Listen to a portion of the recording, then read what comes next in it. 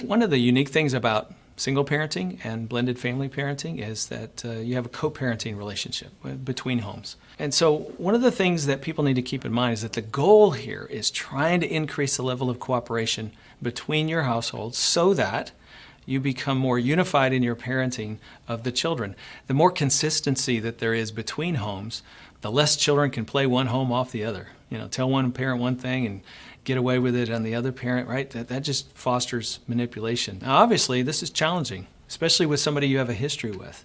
You may have been married to the person, and now you're divorced, and you're trying to figure out how to cooperate. So on an emotional level, the first thing that this requires in order to do this well is separating what's personal from what's parental. Personal is you as husband and wife couldn't do life for whatever reason. Something happened. There's a story there. There's hurt, pain. We got to somehow try to turn the volume down on that so we can turn the volume up on parenting. And here's the way that works. So you start a parenting conversation on the phone, and the other person reminds you of your pain. All of a sudden they become inflexible, or they do the controlling thing again, or they make some derogatory remark about you based on the past. And all of a sudden you're in your pain, and now you're fighting the same old marital battles that you never won before. You can't win them now. Let it go. Let it go. That's so hard. This is the emotional discipline that allows you to be better parents. Now let's talk about some logistics of co-parenting. One tip is work hard at respecting the other home. And sometimes that's really difficult. But oftentimes there's something that you can respect about them, and just have a general attitude about them that says, yeah, that they're parents and they have a right to make rules and do what they want. And we're going to try to work with them. They're going to see some things differently than us. That level of respect carries over to how you talk, but your children see that.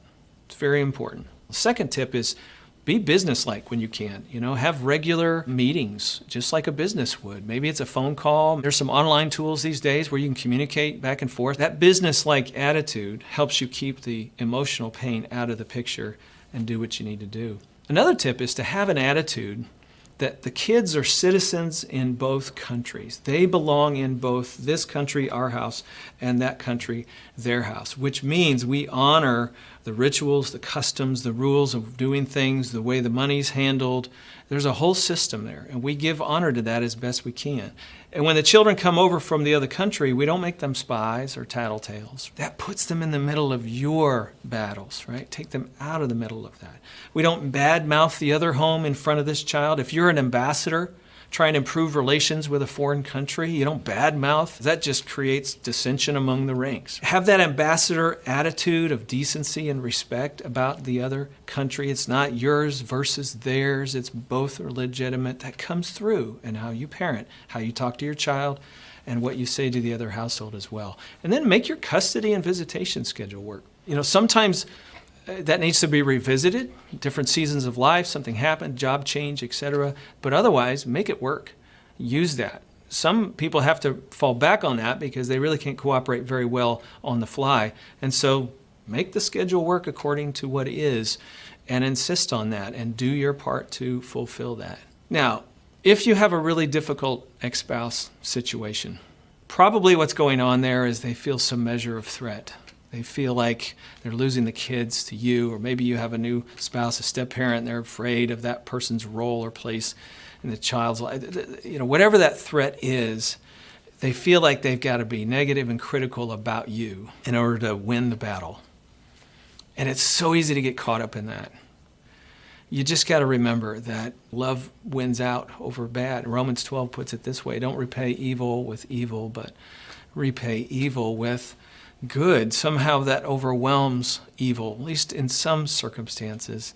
That's our job. That's our calling. And I think kids really see the difference. They may not respect it today based on their maturity level, but someday they will respect it. And that's always the right thing for you to do. The last thing to remember there about Romans 12, I think, is vengeance is mine, says the Lord. It's not your job to get vengeance, to take out on the others. You let God deal with what God needs to deal with. You just do your job in being a loving parent, as cooperative to whatever degree you can. Get along with others as much as it depends on you. Live at peace. And that makes a big difference over time. Most co-parents who live that way find that things get better. in how the other home deals with them, and the overall relationship between the homes. Can take a while, can take years, but it gets better.